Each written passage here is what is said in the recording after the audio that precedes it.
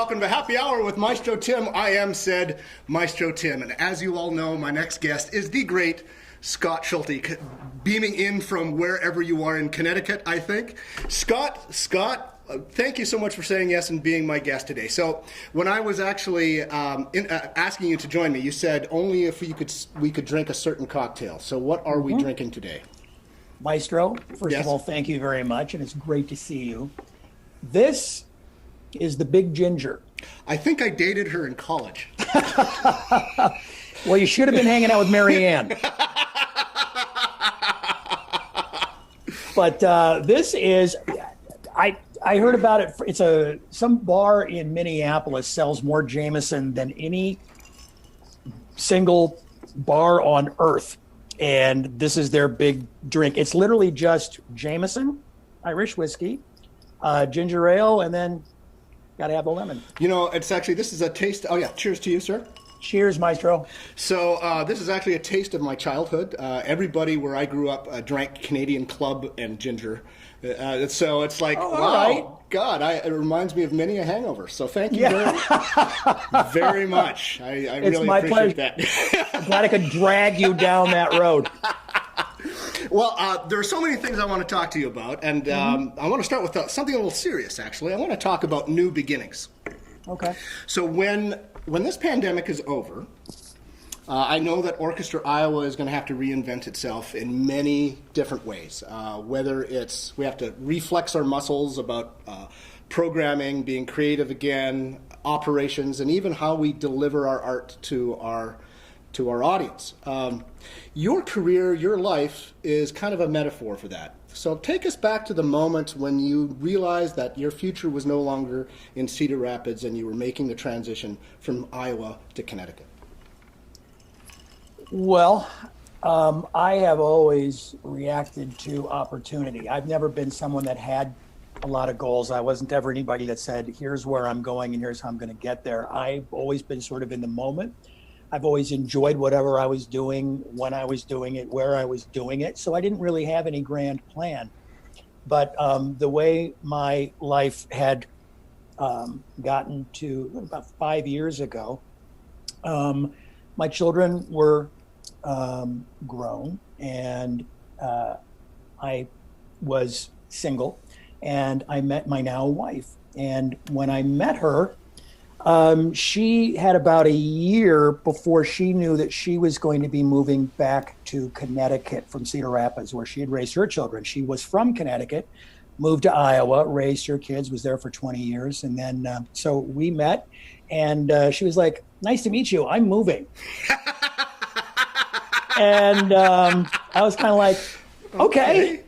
You know, I just, honestly, I guess it's a gift, but I don't worry. I would be happily doing whatever I was doing if this hadn't kind of awakened me from what I now realize. I'd gotten lonely. And when I met her and I knew that I loved her, it was like, that's the hard part. And I always knew from what I was doing in radio that at some point I had to at some point age out of what I was doing, and I never really, I gave thought to it, but I never worried about it. I was just always like, I know I'm never going to miss a meal. I know that something. The way you've lost weight. Yeah, of course. I'm totally impressed, man. You've lost weight and you've kept it out. So yeah, you must be skipping some meals. No, you'd be surprised. You would be surprised, Tim. So I trusted that, so I moved out here without a job. Right. And I did have a little bit of a plan, though. I did work with a coach for a little bit, and I was trying to, I really did give a lot of thought to what skills that I have, what might be, what can I do with it? But I really did take a leap of faith. I really did come out here on faith. And I have religious faith, but I don't mean that. I meant I trusted that someone could use me somewhere. Right. So I came out and I started a small business venture of doing podcasting and helping other people with podcasts. and I started speaking. I started getting some teaching, professional teaching gigs doing that. And I maintain a client back in Cedar Rapids that I've worked with for almost 30 years doing training videos. So I had that also. I continue to do that now out here in Connecticut. I've got a green screen studio set up in my mother-in-law's basement where I go down and pretend that I'm a banker, and it somehow works. Wait a second. In your mother-in-law's basement. Right by the furnace, where I can tell you what the blower cycles are. Oh, excellent. Because I would have to just stop. I would like, okay, we'll wait for 7 minutes. So I had that. But I knew that wasn't really going to make it. So I just started looking for jobs. I literally just went online and started looking for jobs in my area. And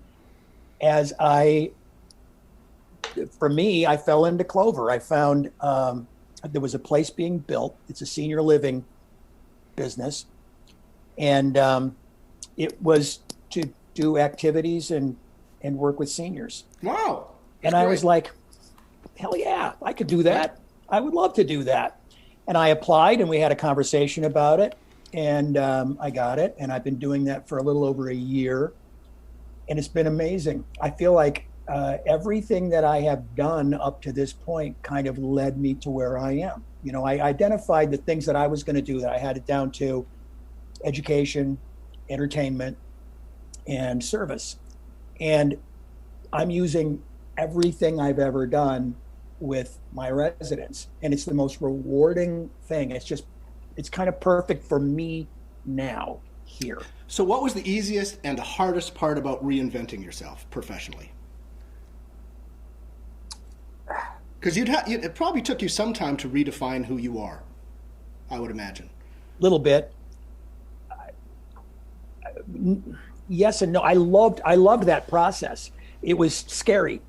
It's not, there wasn't a bad part, but there was a scary part, because It is, you are walking without a net for a while. You know you're going to get something, but you're hoping it's something that you want to do when you wake up in the morning, which is something I've always had. I mean, I loved working at the radio station. It was wonderful. But I'm getting everything I got from that, or everything I got from when I was, working theater, everything I've ever, done before when I was an educator. I'm getting all of that. I'm taking it all with me, and I'm putting it to use. So the hardest part was just that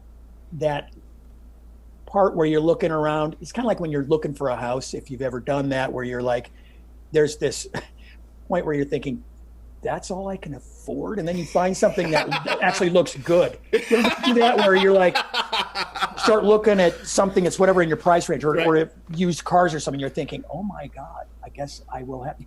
But then somehow something great happens along. So there was that period where I was like, I hope something opens up, because, Yep. So it was more about, there was a little period of being a little bit nervous. The best part of it was to just really examine who I was. And it was the first overt thing I've ever done, because I told you I've always reacted to opportunity. And I did that in meeting my wife and moving out here. That was a reaction to opportunity. But the path I took once I knew I was leaving radio and knew that I needed to do something else, that was new, and that was overt, and I was being sort of serious about that process. It was really good. Really good. You mentioned service, so I want to go there, because one of my fondest memories of you, a few years back, I guess I was judging the St. Patty's Day parade, and you were doing something, whatever you do. You're doing something funny. You were part of the parade. And I had a conscious realization there. It may have been the whiskey that I had brought along. But what I admired about what you were doing is that in your participation in that parade, you were both representing KZIA really well, but you were also a symbol of community service and involvement. You were part of not only the identity, but also making the community feel good. And I think anybody, regardless of what their profession is, their profession isn't just a job; it's about community service. So in your new life, how have you built that equity in the community for them to see you beyond your job as a valued member of the community that's really making a difference, maybe beyond your profession? Well, I'm still new to this community, this town that I live in, Ridgefield. So I'm not engaged obviously not as much as I was in Cedar Rapids. I was born and raised in Cedar Rapids. That is, So you had my heart bleeding is Cedar it, yeah, Rapids. yeah. But it's really people anywhere. So I'll put it to the narrower community, which is the building that I work in with these seniors who I'm old enough now and I have enough experience to really be able to go deep with them and be honest with them and be there for them and hear them. And so that's the community that I'm there for, that I feel it's almost like, it's almost a clerical thing in some respects, because they're really incredible people.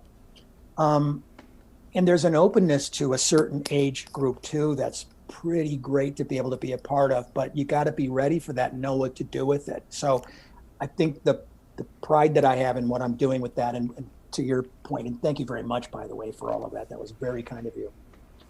Is that I'm ready for that. I'm ready to be able to engage on a pretty deep level with them. And I'm really, really liking that. I feel like that's a gift. Well, I'm going to check the chat room to see who's following along. I got to tell you, when this community knew that you were going to be my guest, everybody just went crazy. I think we hit the most likes and shared than any of our previous episodes. I'm sure we have like 2-3 people watching right now. So God, I love you 3. You are my triangle of love. Yeah, forgive me if I mispronounce anybody's name. Kathy Juba she said, Steve always made the community feel good. Patty Schulte, of course, hello. That's Susan Anderson says hello. Who says hello? Susan Anderson says hello. Hello, Susan. Yeah, and Patty Schulte. Mm-hmm. Says hello, and so yeah, there are a lot of people that come in. Oh, you're getting the hearts right back at you. Too bad you can't see this, Scott. People are loving you. Thank you. Well, yeah, we still have time to change that trajectory, but the interview isn't over. This is where you start to go to the blue card questions, where you're like, oh God, here we go. And then in 1985, there was an accident, or was it? I'm going to take police never found. Go ahead. But speaking of your past, though, I briefly do want to talk about radio. Only in the context of craftsmanship. So one of my fondest memories is when I first came to Cedar Rapids. You're the first person to interview me, by the way. Oh, okay. And that was awesome. And I remember there was something unique about you and Rick, the chemistry that you had there. Mm-hmm. And I think we even talked about this off the air in the years that you were here, about the craftsmanship, about what you do. Because I think the layperson who gets up in the morning, turns on the radio, and hears a bunch of people yucking it up on the radio, they think you're just making that up. And you may be riffing on certain things, but the preparation it takes and the skill behind and the structure behind those shows. Let's talk about some of the craft of what you did in radio. Well, there are different arcs to everything that you're doing. When you're looking at a show, you break everything down and you organize it so you can get your brain around it. But it's a 3.5-hour show. You're looking at each hour, and you're looking at what's happening in that hour. What are the knowns and what are the unknowns? And there's an art and a science to the way that hour is crafted from the radio station's standpoint before it gets to me cracking a microphone. So there's been a lot of thought and a lot of energy put into, if it's a music station, which ours was, of course, which songs are playing and which songs are playing during your show versus, during midday versus afternoon driver. And so all of that stuff is already in place. Now it's the little sort of gaps that we're going to fill. And so what do those need to be? And some of those were already set. And it's just, it's kind of no-brainer stuff. We're doing the time, we're doing the weather, we're doing the news, we're doing these kinds of things. So it really comes down to those remaining slices of the pie in each hour that are free.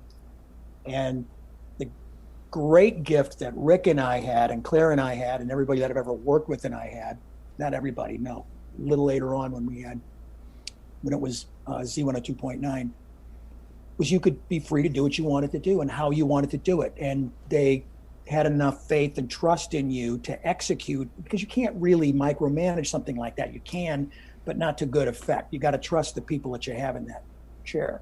And so then for us to be behind the microphone, there's a feel to it. Like if you're coming in, and by the way, you were a slam dunk guest from day one, because you had great credibility.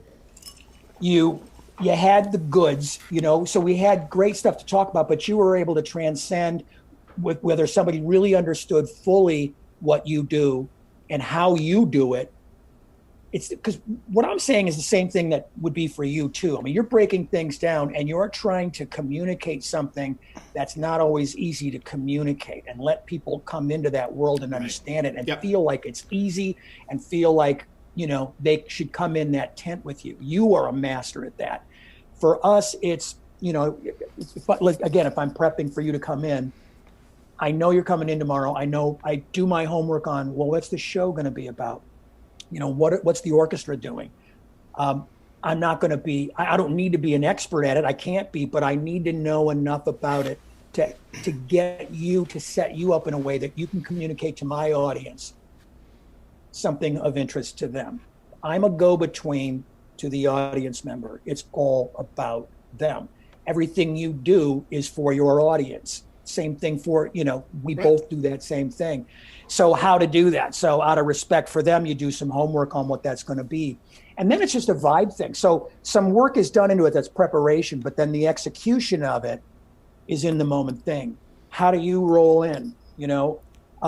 Where are you at with it? I don't want to talk to you too much before we start, but enough to get your vibe for the morning. Right. Or something, grab onto something that you say that's fun that I can maybe use, maybe not. But there's just this thing rolling in the back of your head. So as you're talking, you're thinking about all of that. And I'm thinking about the clock, and I'm thinking about, 4 different things as I'm going, while still trying to really just breathe into it, listen, and hear what you're saying, because that's going to also lead me somewhere great.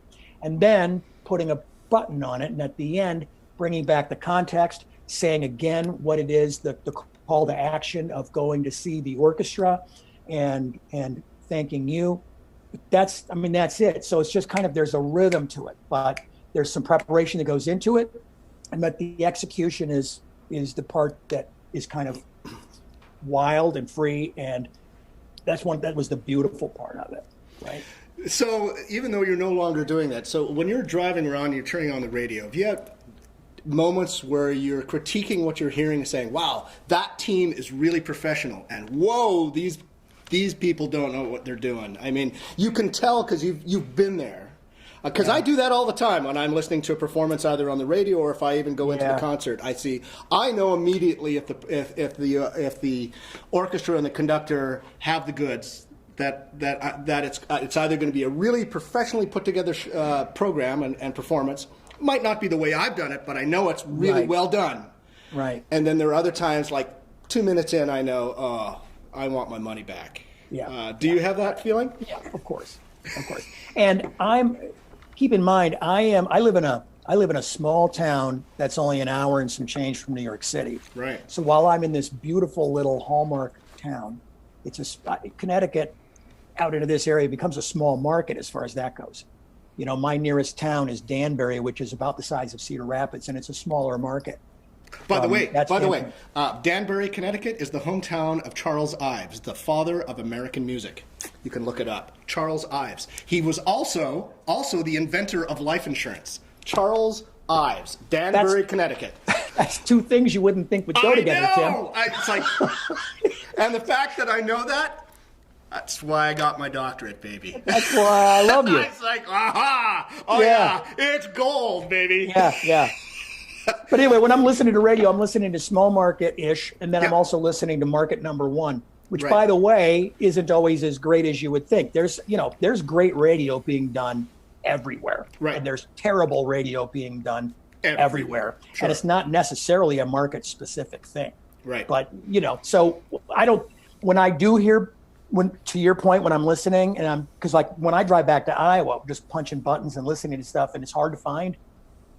It's gotten a little bit difficult to find really homegrown, good, compelling radio. A lot of it does feel like, there's this format everybody's following. But I hear good stuff and bad stuff, and it really doesn't matter how big. I hear bad stuff in New York City, and I hear great stuff in Connecticut, and flip them over. I mean, obviously, New York City is, there's a lot of everything there. But there's also a lot of stuff that, I think you'd listen to and go, okay. The parallels are amazing because when you're talking about how your time management, I was thinking of what I do in rehearsal. When I'm conducting the orchestra, I'm keeping time, but I'm also thinking ahead. I'm cueing ahead. I'm anticipating, but I'm also hearing in real time and evaluating what just happened, so that when I stop, I can hopefully not waste the musician's time with something to say. And so this being able to be in the moment, but in the future and the past all at the same time, I mean, my head hurts. But it's a great feeling, isn't it? Yeah. But that's because you are running something big that needs you to make it fly. And that's a really great place to get to be, Right. It's not as easy as anybody thinks, Right. It's impossible to do perfectly, but that's the goal. But when you do it well, it's a great feeling when you're in the zone, and that doesn't happen every day. It doesn't, but it's amazing when it just hits you. What's that? Oh, I've told there's a fifth person who's joined us on the chat room. I want to see what they have to say. Hello, number 5. How are you? Number 5, how are you? Leslie Sandberg. Hi, Scott. Leslie. Sally's mom. And Randy Reynolds said, love singing with Liars Theater. That's great. Bonnie Dodge says hello. Everybody's my God, yeah. Bonnie, hi. Marianne Dawson loved Liars. We're going to come back to that. You're going to have to remind me. Hello, friend. How are you? That's right. Everybody, what is this stubby digits thing? Because, Jesus, I came here. I heard about Liars Theater. I had met you, and I think it stopped by the time I got here, but people, even to this day, will not stop talking about stubby digits. So educate me. What is this thing? Liars Theater was a wonderful 16-year run. I believe it was 16 years. Craig Campbell started it.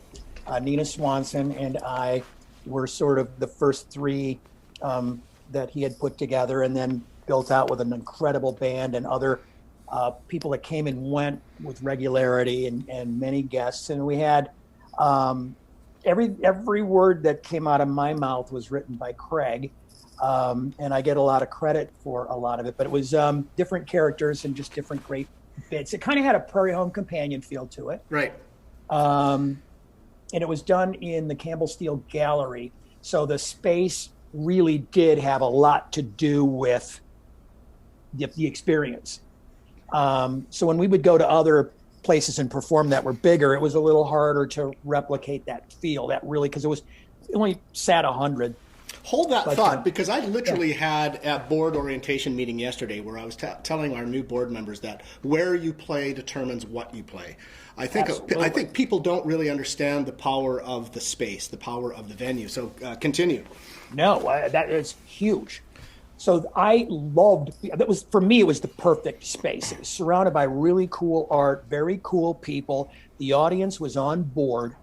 It's really hard to perform for people that don't know what they're coming for. It's fine. Welcome to my life. Yeah, I know. But when you find people that are kind of get what you're doing, then you can really take them on a ride. And it all comes down to good writing, because you can be great at what you do, and you could get up in front of the orchestra, and if the music's trash, it was beautifully played trash, but it was still trash. Yeah, we call that take out the turd polish. oh yeah. Good luck with that. The pig has lipstick. So it was just really fun, and it worked. I mean, I'm an in-person person, which is why radio is always weird for me. I did 29 years in the radio, and I always thought of myself as an actor on the radio, or, or a performer who happened to be on the radio. I was never really a radio person. I was never mentally, I was never in that business. But being in front of people changes what you do. Everything. It changes everything that you do. The way you interact with them. Things come to you in moments. The way you pace things changes dramatically with who's in front of you and how they're reacting. So, but Stubby Digits was this, he was a woodworker and made shaker nightstands with handmade dovetailed drawers. So it was actually really a great bit because it was philosophical and funny, and it was sweet and it was silly, and but people were kind of, I don't know why. I always knew people knew me from different ways. I was a teacher in Cedar Rapids. I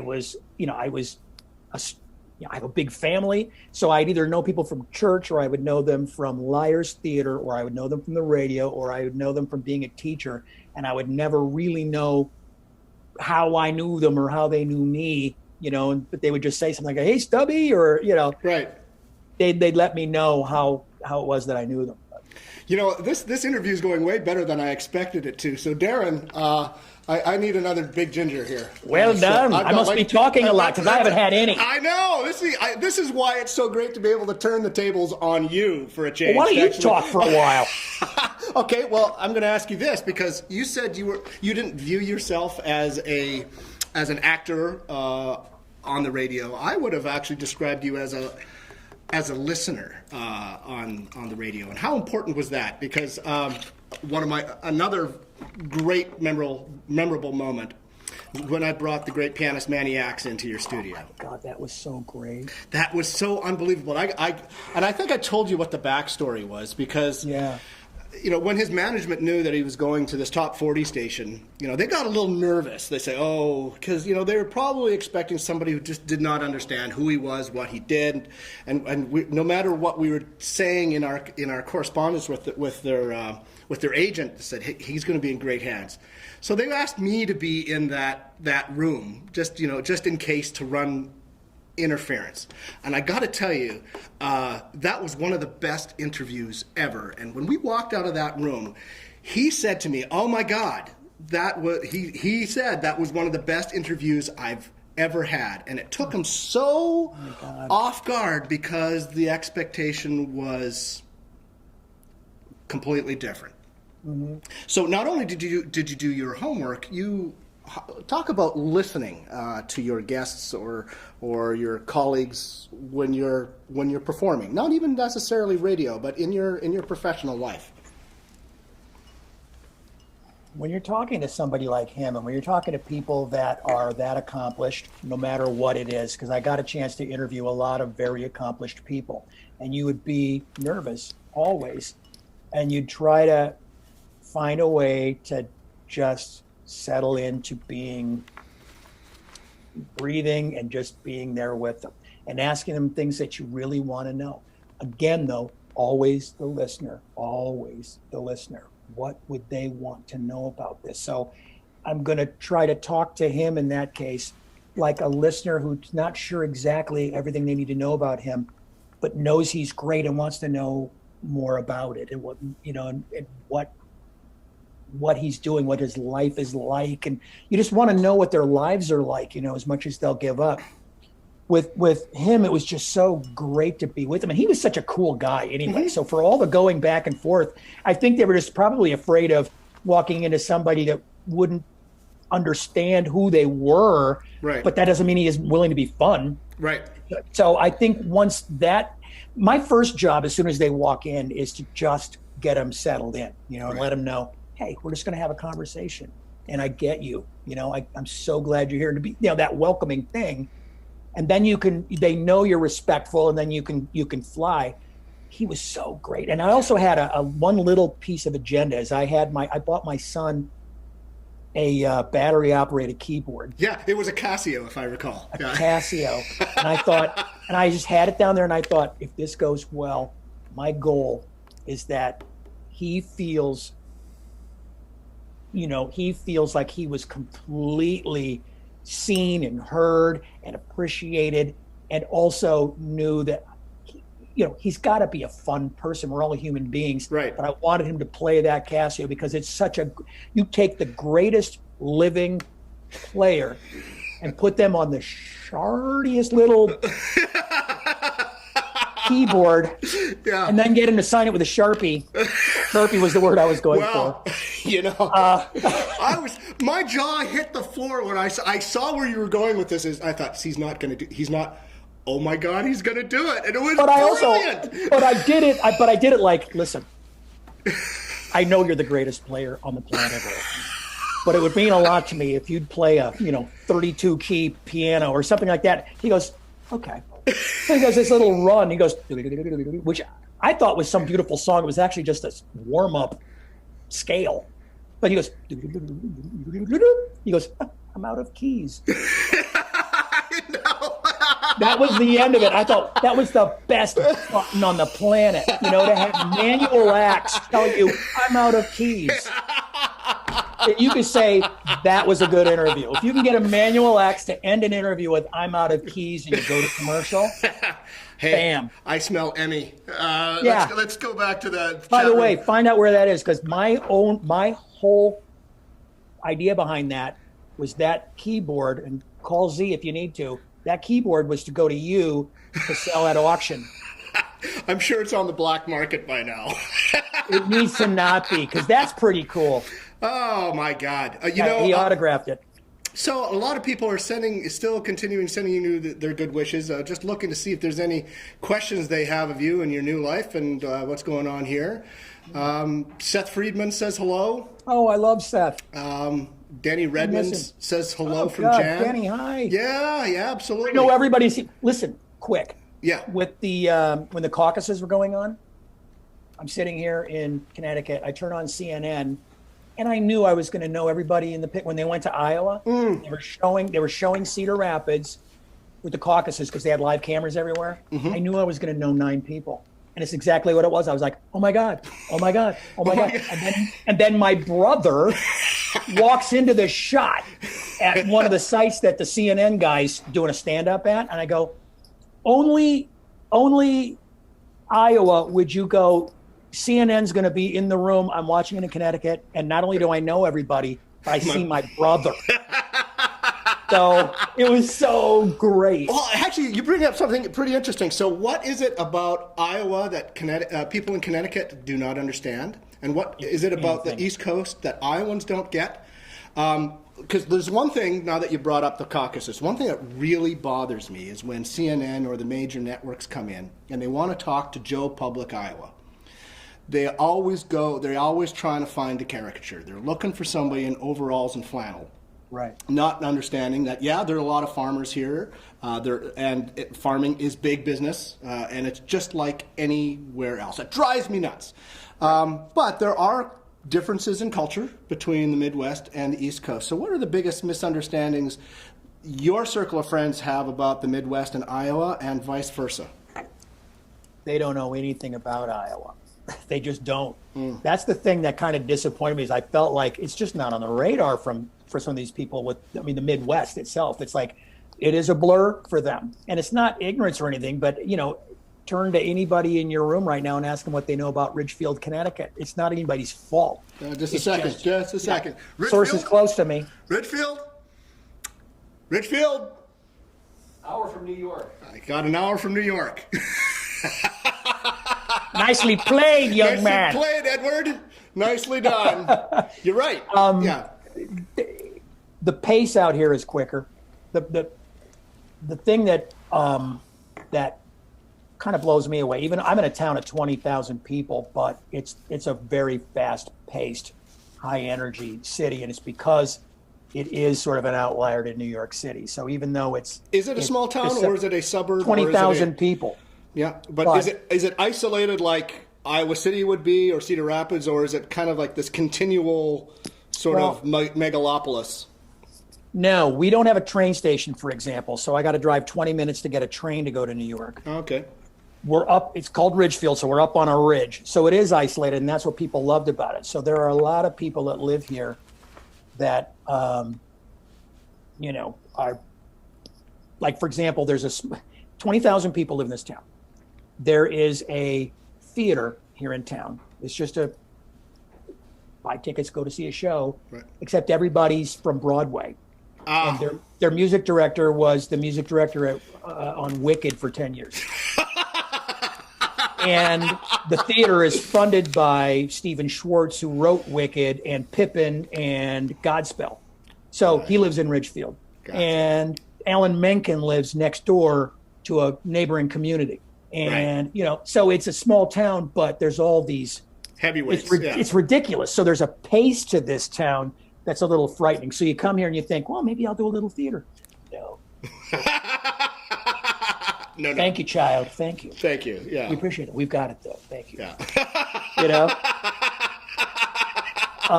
But there is a make it happen. Yeah. Yeah. There's a really it is interesting. But people are people. You know this. Sure. People are people everywhere. And yeah. Most all of them are good. And and so I brag on Iowa constantly.